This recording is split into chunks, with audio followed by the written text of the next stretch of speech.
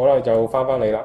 即係頭先嗰節都講到阿譚吹啦咁樣，即係以一個所謂個人提升為名，實質就靠過呢啲開課程啦，靠過呢啲所謂性愛嘅歡愉啦，去迷惑你啲咁嘅學員啦。最後尾都係錢，啦，同埋即係可能有着數嘅，可能即係有教主可能有啲着數嘅，真係有嘢搞嘅咁樣。因為女仔又肯嘅。即係我諗相信，因為佢始終係有一種歡愉啦，即係始終性愛。係。咁但係可能有少少個人崇拜喺當中係咩？我諗唔係嘅，因為而家其實現代人都真係覺得好，即係就係覺得好慘，你覺得自己啲人工好低啊，你嘅職位即係好悲觀，好卑微啊，你會發覺好多人點解嗰個二世祖啊，或者嗰個官二代又咁巴閉啊，撞死人都得嘅咯，我好大邊個得啦。一係咧就覺得自己即係呢樣就係覺得自己好卑微啦，另一樣咧就係覺得自己唔開心。唔開心啦，冇錯啦，即係可能覺得好煩惱啊咩性咁樣，咁可能即係咁樣，你呢啲咁嘅所謂課程咧就會有話啦，同埋講話個人提升呢個商機嚟嘅，真係都係嗰個商機嚟嘅呢個。佢就唔係講話個人提升喎，幾好啊咁。咁你即係你有問題或者你覺得 upgrade 完之後，你嘅生活會好啲啊嘛。咁你咪覺得佢中國人嘅提升下咯 packaging 同 marketing 都幾好。係啦，即係我哋唔好再吹水啦嚇。好，即係談吹都吹咗好耐。佢其實呢樣嘢啦，其實咁你話咁靠個性愛手段咁樣，我真係可以唔諗啲唔開心嘢喎，咁咪可以真係解脫喎咁樣。其實你諗下，佢呢個所謂即係咪真係佛學咧？或者係咪真係嗰個？其實我覺得教派唔緊要嘅，你諗下就係佢呢一樣嘢係有條件性嘅。佢係要透過真係性佢呢樣嘢咧，你先會覺得開心。係。咁其實係你當要靠另外一樣嘢，你先可以開心，或者你個人你先可以得到快樂咧。其實就好大鑊嘅。有少少好似食鴉片咁咯，係嘛？類似咯，其實你當你有嘅時候，你想要更加多。係。你想要玩癲啲，玩激啲，咁呢個肯定嘅，因為你慢慢會麻木噶嘛。啱啊。你慢慢已經即係唔滿足唔到你，咁你咪要不停要咯。你另外一方面就係如果你冇嘅話，咁你好痛苦，你覺得好慘喎，可能上一癮，或者我冇，但係你有，可能會好嬲，你好憎恨咁樣。係啲心態。係你會發覺係好痛苦嘅。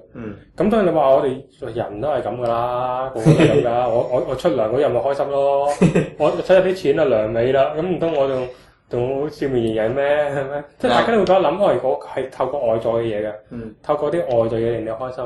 或者好簡單做某件事你就開心，係啦，或者人哋做某樣嘢，或者人哋俾啲咩你，咁你就我要咩？係啊，即係我哋講個愛好好噶嘛？咩叫愛咧？我哋廣東人就好好啦，我哋好明白咩叫愛呢樣嘢。我愛咧，即係我要一樣嘢。OK，即係我哋問個僆仔話你愛唔愛糖啊？愛。即係我哋廣東人就最明白愛的哲學嘅，我覺得。即係國語都爭啲嘅，廣東人就最明白你愛唔愛嗰樣嘢，其實即係問你要唔要嗰樣嘢。OK，我哋愛等於要。OK，咁其實呢個快樂咧，其實係唔持久嘅。咁我哋有咩方法咧？咁樣我哋佛教有一個比較，我自己個人覺得非常之好嘅方法，其實就係所謂修禪。大家都話禪喂好玄喎，突然間講啲咁玄嘅嘢，咩叫禪咧？咁樣係呢樣嘢其實聽就聽得多啦。係啊，譬如我哋佛經又講話行住坐皆是禪咁樣，我哋行啊、坐啊、瞓啊咁又話禪，咁咩禪咧？咁樣個個都可以做。其實如果你真係解釋講禪係咩嚟咧，其實我都唔知點講。但係我有一個講法啦，可以即係同大家分享下啦。星雲法師咧，其中佢曾經講過嘅說話就係禪係生命中嘅花。咁呢一個其實我喺同阿 Johnny 嗰個特輯咧，其實都有講過呢樣嘢。我覺得咁我點解讀呢句說話咧？禪係生命中嘅花。好靚。我覺得中國人同埋西方人咧係好唔同嘅。即係我會覺得中國人，譬如我哋見到盆花好靚，我哋可能會寫詩啦，去讚美佢啦，我哋可能畫畫啦。我哋可能偶爾寫啲詞啦，去詠佢啦，做佢啦。欣賞佢。我哋會用一個欣賞角度，或者係一個即係感性啲嘅。我哋可能去藝術性啲去諗佢嘅。咁但係西方人唔係啊，西方人會可能會摘咗落嚟啦，我哋睇下佢咩成分啦，揼爛佢啦。我哋睇下啲花瓣點樣，入邊啲花粉點傳播啦，我會睇下佢形狀點樣啦。佢哋好技術性去分析嘅，好客觀，所謂客觀或者物理去分析嘅。咁呢個就係中國人同埋西方人好大嘅分別。而星雲法師呢一句禪係生命中嘅花咧，我覺得係我哋中國人咧係更加容易理解。即係如果你譯做英文咧，可能未必明。即係我哋係點樣嘅咧？我哋中國人睇嘅就係花係要你好去感受，去欣賞，係啊。咁所以係要喺呵護住啊嘛。係啦，冇錯，去擁抱佢啦，擁抱佢，即係可以有好多嘅 terms 去形容啦。所以咧，所謂禪咧，可能係一個喺你生命中或者你嘅日常生活裏邊，可能係一件事物啦，可能係你屋企人啦，可能係你嘅工作啦，可能係你嘅一件物件啦。譬如當你擁抱佢嘅時候，係啦，即係任何一件事都可以係禪。無論佢係事件物件都好，或者可能只係一個感受。星雲法師本身有冇解過句説話？佢冇嘅，佢有其他嘅解釋佢講嘅，但係我覺得呢一句其實係幾啱我哋中國人去理解禪係咩嘢。咁當然啦，呢個係我個人嘅解讀啦。咁我諗其他人可能有唔同嘅解讀啦。咁呢個即係大家可以即係分享下啦。你我哋嘅專業或者喺我個 blog 度留言啦。呢個係咯。咁所以哇，咁我哋話修禪咁樣，其實即係禪啦，頭先講咗係生活花啦，你去感受啦，去領悟啦。咁但係對於即係咁，你點樣去修咧？可能係一件事物，有可能係一件事件咁樣。你點樣可以去修到禪咧？或者個擁抱啊？係啦，咁你話禪宗頭先講嘅公案，喂行住坐皆似禪，咁即係我日常生活中，我掃下地啊，我抹下身啊，食下飯啊，咁都係修到禪啊？係啊，冇錯，你係可以咁樣。其實我哋所謂修禪咧，其實就係修止觀。我哋就唔會話修禪，我哋修止觀。停止嘅止。係啊，同埋觀察嘅觀。咁其實係兩個唔同程度。其實簡單啲講，停止止嘅係咩咧？其實就係停止緊你一啲嘅雜念，你嘅心其他嘅呢啲唔同嘅諗法。其實好多嘢諗㗎。其實你而家即係聽緊節目嘅，大家可以試一試。即係嚟緊嘅幾秒，你試下咩都唔諗啊！其實大家試唔試到？即係我又唔講嘢啦，咁你當屋企，如果你係靜靜地聽嘅話，你係咪真係可以靜到咧？可能已經喺度對眼望緊其他嘢。其他嘢啦，或者可能個心思思唔知諗咩啦，即係食飯食咩咧？或者話個雪櫃有冇嘢咧？有冇嘢飲咧？即係可能你會諗好多嘢嘅。其實我嘅心咧，其實係不停咁樣轉嘅。係冇一刻會停止添，咁樣可以講。即係你發緊覺，其實都要發夢啦。其實係啊，你會不停咁轉。總之你話發夢唔計啦。總之你人正常嘅時候，你清醒嘅時候，你嘅心就不停諗緊嘢。就算你真係好專心做樣嘢，你都會周圍諗嘢㗎。係。咁即係點解我哋話要停止咧？或者其實嗰個修禪我話咁，其實嗰個停止咁樣話，好似好難諗喎。當然啦，我頭先都同阿恒即講嗰個講法就係你有一個方法就係放空你自己。點樣放空咧？其實就係你當你自己打完波或者做完運動，好鬼攰。突然間你坐低咁飲杯汽水或者飲杯凍嘢咁樣，爽下咁樣。之後你會唔會攤咗喺度嘅？嗰幾秒你咪真係完全唔諗嘢咯，你咪放空咗自己咯。咁當然啦，你嗰個時間你會好短啦，可能係有幾秒啊，你哋可能長啲10幾20秒咁樣。但你好快你會諗翻嘢啊，沖涼啦，譬如走人啦咁樣。即係你可能會有諗呢啲諗法嘅。你點樣可以維持啲時間？其實可以，你咪不停去練習咯。你不斷無時無刻，你試下就係突然間坐喺張凳啊，瞓喺張床，你試下放空你自己。其實你可以用呢個方法修練習到嘅。你係可以練習，你可以攤長啲嘅。但係當然啦，你話攤得幾長咧？其實唔會好長。即係除非你個人好有即係天分或者好有根氣啊，就你真係你呢一方面做得好叻，你可以好容易抽離你自己，放低你自己呢個不停諗嘢嘅自我。咁你就可以用呢個方法。咁你話咁我哋一般人嘅啫喎，即係筋氣唔係咁勁嘅喎，好難㗎。有咩計咧？咁樣其實就係你可以，我哋就會用打坐嘅方法。因為咧所謂人動就心動，你嘅人不停喐咧，即係調調揈咁樣啦，你個人咧就會多嘢諗嘅。係啊，你即係你個人靜靜地坐喺度，同你個人踱步行路，即係諗嘅嘢係爭好遠嘅。佢心靜嘅先。係啊，佢心會靜啲嘅。咁就咁實質講話可以點樣做或者做咩之前，喂，咁嗰個境界可唔可以形容下咧？或者有咩例子形容下咧？其實有嘅。或者我自己講下一個自己例子啦。大家都知道，其實我練嘅方法其實就係我都會打坐嘅。咁我嘅方法其實係透過練佛嘅。點樣練佛？就係不停去練個法號咯，練阿彌陀佛嘅法號。或者練你可以同你識相配合，即係同另一個你自己覺得個相性同你配合嘅菩薩，佢去練。譬如你可以練阿彌陀佛啦，你可以練觀世音菩薩啦。你可以練文殊菩薩啦，其實你練其他菩薩都可以，或者你練本師釋迦牟尼佛，你練佛陀，其實都一樣可以。我自己個人嘅經歷就係、我好早期啦，我好早期啱啱嘗試去打坐嘅時候咧，就有咁嘅感覺。即係當然啦，之後有冇試過咧？都係試過一兩次嘅啫，即係好難有嗰種感覺。係啊，真係好難。而且嗰個時間亦都冇第一次即係感受到，即係可以 last 到咁長啊。其實係點樣咧？就係、我不停練，我坐咗喺度啦，不停練佛啦。跟住我練到一個情況就係我好似抽離咗，我好似個第三者咁樣。我聽如果係靈魂論嗰啲就話靈魂出竅咁上下。我覺得咁唔同啊！點解唔同咧？就係、你如果聽到有人練佛，即係你知啦，你正常講嘢嘅時候，你聽翻自己把聲，嗰個感覺你都覺得把聲喺自己身體發出噶嘛。但係你當然唔同嘅。係啊，當然你聽人哋講嘢同你自己講嘢唔同噶嘛。你聽人哋講嘢，好似聽到人哋講嘢咁樣。即係抽離嘅。但係好奇怪嘅時候，你又覺得你唔係覺得係你知道嗰個人係你。有意識嘅。係有意識嘅，我唔係真係拍收咗。咁所以呢個境界係好奇妙。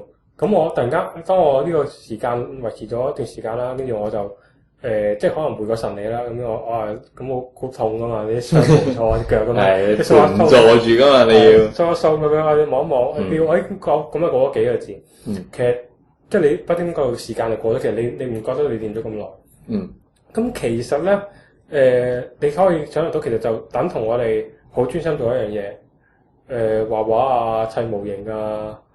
或者打機啦，即係你好專心做樣嘢，真正專心到你其他所有嘢，你周圍所有嘅景物事物，你完全唔理啊！你就係專心喺你事上嗰樣嘢啦。嗰種感覺咧，其實就類似。但係呢個就係禪修嗰個境界係咩咧？其實就係止，其實你未觀嘅，你只係止嘅啫。第一步，其實你止，其實你係停止咗，唔係所謂停止晒，你完全唔諗嘢。頭先話你打完波行嗰下咧，如果係你放鬆，你係放空咗自己。咁但係呢個當然講咗好難啦。咁另外一個修嘅方法其實就你專心將你嘅心念淨係諗一樣嘢，其他嘢唔諗。咁呢個其實都可以做到止呢個境界。咁我哋即係咁我哋佛教其實除咗打坐咧，咁當然會有練佛啦。即係當然啦，因為我係打坐練佛啦。咁有啲練法可能係行路練法啦，或者係其他方法嘅練法啦，可能拜住咁練法啦，即係有唔同嘅方法嘅。但係都有機會做到嘅嗰種止嘅。或者我哋可以講拜佛，即係直接喺度拜嘅。其實都一樣可以，都係可以叫做修禪嘅。咁但係當然點解我哋仍然都覺得講會係坐係最好嘅咧？靜止啲。就係因為靜止。你嘅心冇咁喐，你人冇真係喐咧。其實係咪好啲？個境界唔夠高咧？你頭先都講過行路食飯都可以係修禪噶嘛？係坐階節禪咧，其實係啲禪師所講噶啦。咁但係佢嘅境界比較高啊。我自己覺得咧就係即係如果你想永遠都即係可以，你話係咪唔可以咁修咧？唔係，我自己都會有嘗試過。我而家其實每日都會嘅。我之前都喺個 blog 度都寫過啲文章早期。譬如你行路，你專注腳板。淨係諗住腳板。諗下腳板，你諗下。即係你感受個地下個位置。係啊，即係你諗下，你啲肌肉點樣踩落去，腳踭點樣離地，你腳尖點樣用力咁樣。呢個都係可以修練。譬如我自己都會用嘅刷牙。你咪匿埋隻眼刷咯。你感受下你啲。我都成日匿埋隻眼刷㗎。但係你眼瞓啫。我好眼瞓，我係唔想起身。你應該係散亂喎，同你專心係兩回事。你專心諗下啲牙刷點樣刷摸實你牙肉㗎，或者諗下你手點樣喐㗎。你沖涼，你可以諗下匿埋眼，你諗下你捽梘嘅時候，你啲身體有咩反應啊咁樣。其實你會發覺就係你嘅心理真係唔會諗其他嘢嘅，你哋諗緊你諗緊嘅嘢。你慢慢呢個人咧就會容易啲專注，容易啲靜止或者靜心。咁嘅情況咧，你話有咩好處？當然有好處啦。當你靜止咗嘅時候，其實你嘅 EQ 會高咗。你譬如有啲人激嬲你，你可以突然間所謂轉移視線，自己係啊，你轉移安慰到自己，唔係安慰嘅，即係你突然間跳脫咗，你跳咗出嚟。你唔使喺嗰個困擾嘅嗰個環境裏邊困住。所以其實應該你要練字咧，其實就係要講到尾，其實都係你嘅專注力。你可以突然間專注一樣嘢，咁你自不然可以抽離，咁你就可以即係壓抑叫係壓抑啊，唔係斷除你嘅煩惱，即係你嘅煩惱冇差到，冇少到嘅。係啊，即係我未做完功課喎，聽日要交喎，打完你打完功課都仲喺度，係啊，你啲功課仍然要做㗎。但係可能換個心情。係啦，同埋你嗰段時間咧，你唔會咁煩惱㗎。咁所以啲人話睇戲啊、聽歌啊咁樣嘅啫。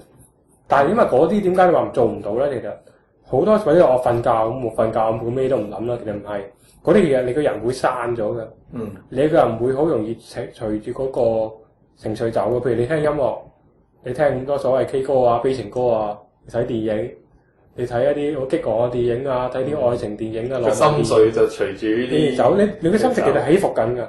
其實你可能好專注，你係好專注望住個芒啊，望住個電視啊。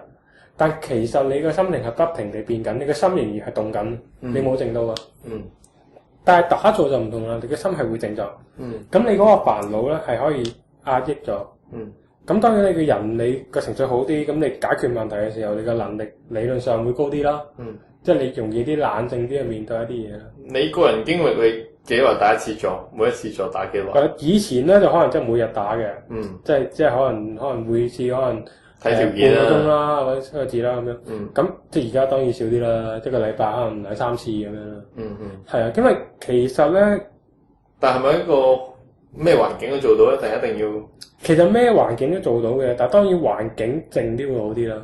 即係你見到法輪功好多周街練功咧，即係鋪幾張紙皮。坐喺地下，圍多幾張紙皮圍住，好似擋住啦，即係好似你去中環啊，見到即係皇后像廣場，你見到啲印傭啊、菲傭姐姐咁樣圍住晒咁樣喺度打坐咯咁樣。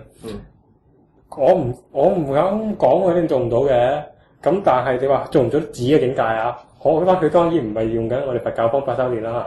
有懷疑啊，亦都有懷疑啦嚇。咁但係佢講話佢做唔做到紙呢個境界咧？嗱，我唔敢講。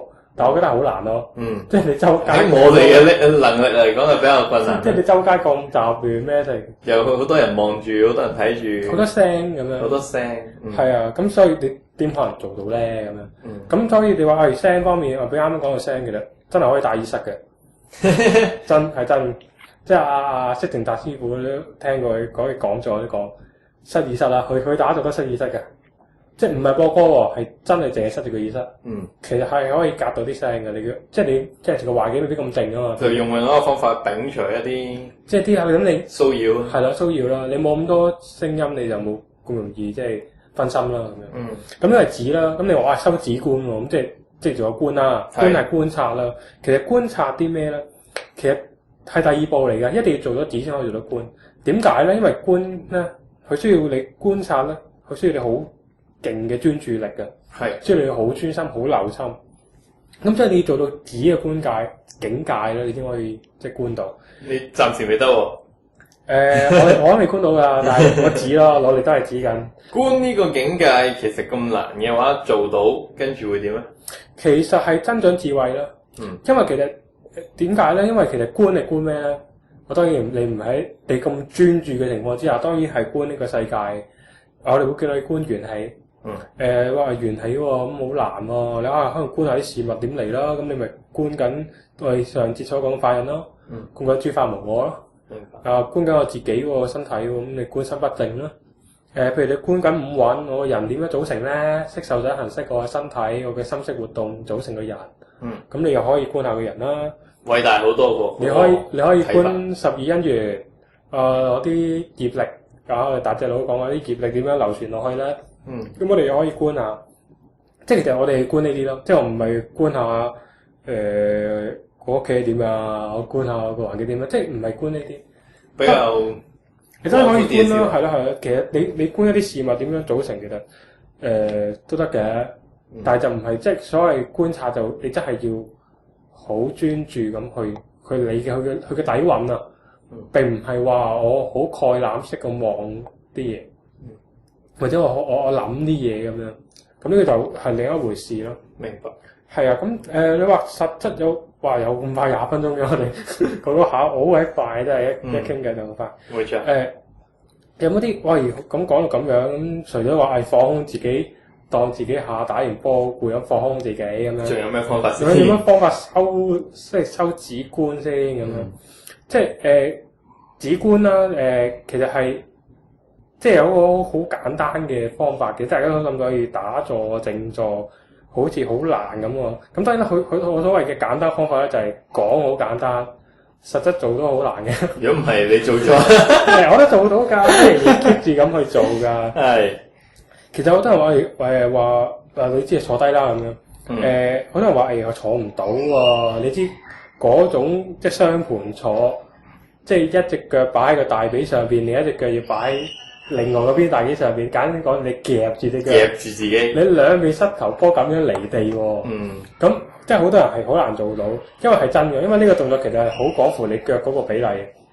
即係如果你係腳短嘅人咧，其實真係難做㗎，因為你諗下你個骨碌，你點可以落得上去咧？咁樣先天不足添。係啊，咁好多人話有業障喎，一定上世做過咩壞事，今世即係阻止我修行啊咁樣。其實唔一定嘅，其實我哋除咗可以雙盤坐啦，我哋可以所謂嘅單盤坐，即係一邊嘅腳掌就擺喺大髀上邊，另外一邊就自然咁樣擺下邊啦。咁就可以單盤啦。咁另外咧，有所謂嘅金剛座啦，即係日本式嘅，有個榻榻米咁樣，你攞隻腳跪低，個腳板放平咁樣擺落個地板度，咁你坐落去，呢個啦可以咁樣坐啦，可以一啲達摩像，你見到所謂嘅達摩座啦，佢一隻腳係晾起㗎啦，另一隻腳係自然咁平放㗎啦。雖然我覺得呢個達摩座係更加難坐㗎，你個人係更加坐唔穩，搖擺不定啊。係啊，其實點解要雙盤坐咧？因為嗰陣時。你知古印度啦，即係嗰陣時啲凳就唔同我哋而家啲凳，即係四平八穩。係啊，即係舒服，唔舒服㗎嘛。咁其實雙盤坐係最舒服、最穩嘅動作。咁但係當然啦，即係頭先我所講話嗰隻腳嗰個比例你需要有翻咁上下，你先擺到上去咧。之外咧，其實係傷腰骨嘅，你嗰個後背咧。所以大家做嘅時候小心啊！係啦，你唔可以咁長時間啦，同埋你即係你話我唔係喎，我想坐長啲啊都得。但係你起身之前，你真係就喺做之前，你要做啲熱身運動啦。你可能要按摩下啲位置咧，啲搓熱隻手，再捽下你啲尾龍骨啊，你啲腳嘅膝頭啊嗰啲位啦。咁呢啲都係即係我自己即係打下咗嘅一啲 tips 啦，啲坐方面。咁除咗坐，其實你話係咪一定要咁坐？其實唔係，其實你真係舒舒服服，你未必要揾張梳化，你揾張餐凳啊，攤喺度都得嘅。唔好攤，你正常啲坐，正常咁坐，其實都舒服㗎。即係你唔好屈個身，你正常啲，自然可以自然到呼吸嘅，你個人打直嘅，你都一樣可以好舒服咁坐嘅。即係起碼你隻腳唔會受罪啊，你自然踩落地下啫嘛。你都一樣可以做，所以即係我唔會覺得坐姿係一個影響你即係打唔打坐嘅因素咯。明白。係啊，咁另外一個咧就係、是、即係大家講話咁我坐低咗啦，咁我要做啲咩咧？有好多唔同嘅方法嘅，即係有啲人就係將啲專注力擺喺某個地方啦，譬如有啲人會觀呼吸，好難一嚟就即刻咩都唔諗。係啊，係即係咁呢個同你放空自己一樣啫，點解你坐咁放空啫？咁所以其實我哋如果用自己嘅方法要就係將呢個專注力擺喺某樣嘢裏邊，除咗嗰樣嘢以外嘅咧，我哋就停止佢啦，停止其他嘅雜念。有啲人會觀呼吸啦，簡啲講就係諗下啲氣點樣由你鼻啊會落到個肚度點樣呼翻出嚟。咁呢有啲人會觀頭頂啦，即係我哋好多啲即係藏傳佛教嗰啲密宗會有啲所謂即係灌頂儀式啦，所以佢可以諗頭頂啦，諗腳板啦，諗丹田啦，即係諗啲身體部分，好似頭先講擦牙，將個專注力擺喺某一個部分身體部分，係啦嗰一點度。呢個方法有啲人係即係好好嘅，我覺得好 OK。咁我覺得呢個都係睇你嗰個人嘅性格同埋你嗰個根氣。你自己？我自己就會係用練法方法啦，已經講咗，我會用練法嘅方法啦。練法都係一個方法啦。除咗頭先話即係擺專注力啦咁樣，我自己就唔係好得嘅，因為我觀呼吸咧，我觀手，因為會結手印啦，會打坐嘅時候。係。觀手還好嘅，觀腳都 OK 嘅，觀呼吸我就唔得嘅，因為我可能即係學習佢以前嗰陣時觀呼吸咧，就係條氣會更加唔順嘅。你反而好觀。你會自己仲會專登咗，更加唔自然咗。係啊，因為我哋本身呼吸就係與生俱來㗎啦。冇錯。你一 BB 一出世就識呼吸㗎啦，即係你一吸咗入去，你唔呼，你死咗㗎啦，大佬。咁所以其實你應該好自然嘅，但係當你專注去觀呼吸嘅時候咧，就好容易你就係唔自然咯。係。你會好喘氣，或者係你會呼吸得好快，或者過好慢到你唔舒服嗰種。咁所以跟住所以就將嗰個注意力又再就散咗啦，係啦。咁所以我就會用練法方法。嗱，我重新講就係冇一個方法係特別好嘅，只有一個方法係最啱你嘅啫，冇最好，但係有最啱你。所以自己試。所以大家試。除咗呢樣嘢咧，有啲人會叫數數息。數息嘅即係呼吸。咁同觀呼吸唔同咧，就係你吸氣，跟住你數1、2、3、4、5，繼續數落去，數到你數唔到為止，跟住你要呼氣啦。呼氣你又數，你慢慢希望透過咁樣去令到你嘅呼吸更加暢順啦，更加細、更加長啦。因為你數嘅數字會越長啦。咁呢個都係一個即係比較多人會練嘅方法。即係基於我上面講啦，無論你係觀呼吸啦，你係觀唔同嘅身體部分啦，你係數數息啦，你係練法啦。好多人有唔同嘅方法，你即係可以慢慢試啦，邊個方法最啱你？當然我正話想講好容易嘅，但係你做係好難，即係需要你慢慢去練。即係你唔好話一坐我就即係雜念都冇啦，或者我一坐低，其他所有嘢我唔理唔知咁樣，係唔得嘅，一定要慢慢嚟。即係但係當然啦，我會即係建議大家去睇啲即係講禪道嘅書啦，甚至去上啲禪修班啦，即係始終有啲老師。有禪修班嘅？有嘅。咁但係咁人哋講你咪個路咪一路咁講，你都要試啦，你都會有啲時間。即係佢其實教你嘅啫。你練習如果當中你有任何嘅問題，譬如你有咩唔舒服啊，或者你可能會唔會有啲咩雜念啊？你可以問翻個師傅咯，即係咁樣會好啲。因為好多時你坐咧，除咗你個身體你姿勢啱唔啱咧，你師傅可以幫你望下。但係正如我頭先所講，你唔一定要雙盤坐㗎，你可以只要你一個舒服嘅動作，你唔好所謂嗌生嗌細，你自然啲坐，你一樣可以做得到。咁但係你上班嘅時候，你就可以有啲問題嘅時候，你可以問師傅咯。因為好多時因為好多時你坐咧，好多時有所求。因為其實聽人講話，坐會有神通嘅喎。或者咩叫神通？即係有法力嘅。其實點解咧？其實都好易理解嘅啫。即係因為你知人嘅腦啦，其實係開發得好少嘅咋，好少 percent 嘅啫嘛。係啊。其實當你咁樣專注，其實你係訓練緊你嘅腦袋嘅。當你嘅腦袋咁樣即係訓練得好啲，咁你嘅能力咪高啲咯。譬如好簡單講，嗰啲天眼通。其實即係啲視力好啲，睇嘢清楚啲，睇嘢睇得遠啲啫。係咁解嘅。係啊，冇特別㗎。係咪？即係例如你耳根好啲喎咁樣，你咪聽得遠嘢遠啲咯。咁你專注留心啲，你梗係容易聽到人啲聲音啦。等於我哋成日講話，可能有啲失明人士嘅聽覺就好啲，都係咁上下嘅原理。係啊，其實你因為你唔專注其他嘢，你淨係專注喺嗰樣嘢方面啊嘛。其實呢啲神通其實好多時只不過個身體嗰個潛能去開發咗出嚟㗎嘛。明白。係啊，咁所以其實就唔係咩特別嘅，但係好多時覺得話我坐我要有神通啦，或者我坐我心一定要靜，當你不停叫自己靜嘅，你靜唔到㗎。就靜唔到啦。因為我哋所謂靜咧，我哋所謂止咧係你要逼自己停止諗其他嘢，呢個念頭都冇埋。冇錯。咁先叫做止啊嘛。冇錯。所以就你要有呢個情話，我要停止啊咩成就咁樣，其實你係止唔到嘅。同埋好多人話有所求就係我要成道啊，得道啊，我要修禪，我一定要有啲咩鬼程度啊，我有咩佛法啊咁樣，即係呢啲唔係咯，即係咩呢啲絕對同神通啊呢啲係一樣，即係你有咁嘅諗法啦，其實你止唔到。咁所以其實你如果你問我或者打坐啦，唔好講前打坐或者修止觀，我 tips 就係你坐，你真係你只要揾張舒服嘅嘅凳去坐就 OK。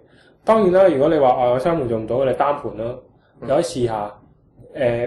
甚至你話其他嘅金剛座啊，都可以試嘅。你視乎揾一個方法，你最啱你。最緊要就係你要穩，你唔會咁容易即係身體搖擺不定。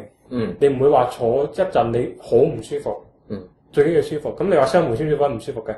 咁但係當你麻木咗咧 OK 嘅，你隻腳係痹晒嘅。我自己想象咗你坐幾個字啊，包保你痹晒你冇感覺嘅，你實舒服嘅。明白。咁但係你要擺到先咯，OK。但係你落嗰下你就好陰功啦，你嘅痹到咧，即係同你坐。所以其實修禪或者我哋講打坐都有個程度，即係先做乜後做乜咁樣。係啦，但係坐真係唔緊要嘅。咁另外你話方法上面，你可以放空自己啦。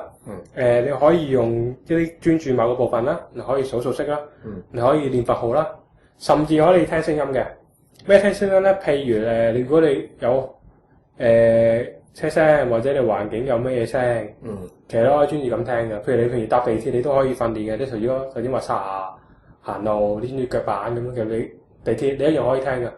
你靜止聽下有咩環境聲啦，嗰啲車廂嗰啲震動聲啊，等等，其實你都可以留意。巴士去引擎聲啊，呢啲係真係可以留意嘅。你發現當你練習得多咧，你個人就好容易專注。你係可以嘅專注意思係你可以特登令到自己專注，要求自己專注。所以就做到啱啱所講就話，即係就算激到俾人激到嬲，突然間你都可以控制到自己啊。係啊 ，focus 咁樣，即係突然間好似咁樣，好似嗌變身咁樣，你 focus 咁樣，你專注諗一樣嘢，咁好自然就可以即係轉念啊，因為轉咗個心念。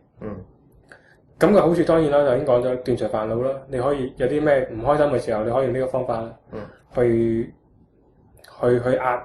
壓制咗你嘅唔好嘅諗法啦。當然啦，如果做到觀就更加好啦。但係止咧，其實係即係我哋第一步要做到嘅嘢咯。係啊，其實好多宗教，無論你而家所謂冥想，好多而家未必係佛教嘅，其實好多唔同嘅派別都有冥想。首先講法輪功啦嚇，即係好多唔同嘅教派都有冥想，其實個方法就係止啦嘛。或者係都係鼓勵緊人喺冥想嘅過程中去放鬆自己。放鬆自己啦，係啦，咁同埋你嘅專注力高咗，其實你做事真係無往不利咯。係啊，你容易啲專注，咁你睇書都易啲啦。你睇書睇文字，你容易啲 focus，咁你唔會雜念，咁你可能搭緊車你仲睇到書啲。OK，即會有嘅。你專注咗，你冇咁受情緒影響，你個人會平靜一啲咯。明白。係啊，冇咁即係情緒起伏一啲咯。好啦，咁今日就真係錄長咗少少啦，30幾分鐘啦，咁樣都唔緊要啦。但係真係都覺得講得好似好唔夠咁樣。咁我哋下次即係再揾個阿恒嚟講啦，都一定會不停拍佢膊頭噶啦，拍到佢爛為止。好，冇問題。好啦，咁我哋今集就講到咁多啦。咁如果大家有任何嘅問題啊、意見啊，其實真係可以去我個 blog 啦，去我哋一個唔係佛教徒嘅專頁啦，我哋 Open Radio 嘅專頁啦，或者係即係我個 blog 裏邊亦都有我嘅微博同埋 Facebook 啦，咁大家都可以 at 我啦。咁我都會即係盡量解答大家問題咧，用我嘅所學到嘅嘢或者我自己曾經試過嘅經驗咧，去同大家分享下俾大家啦，係啦。同埋就真係嗰個談吹咧，大家就唔好嘗試啦。係啊，真係性愛呢樣嘢真係咪佛教徒好話俾你聽，一定係你沉迷，一定係瀨嘢唔好嘅嘢嚟。係啊，仲要換妻啲。仲要群交添，仲好迷戀，好陶醉住啊！唉，好啦，因為我發覺我哋開咗題就冇咩就點講佢，所以臨尾都要抽一抽水啫。好啦，咁我哋今日就講到呢度啦，拜拜。拜拜。